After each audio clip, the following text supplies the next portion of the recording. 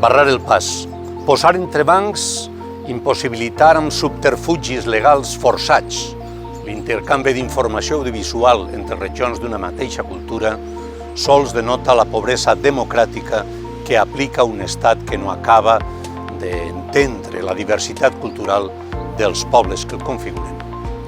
Ara mateix les xarxes socials van plenes de missatges de persones que volem la reciprocitat de senyals audiovisuals entre les terres i nacionalitats de la nostra cultura.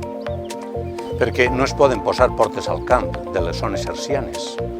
I és per això que exigim aquesta reciprocitat entre els mitjans de comunicació del País Valencià, de ses Illes i Catalunya, sense que això siga tancar-nos al futur, en què també intervinga Andorra, Perpinyà, l'Alguer, si més no. Eixamplar la dieta mediàtica no li pot fer mal a ningú i no es pot prohibir.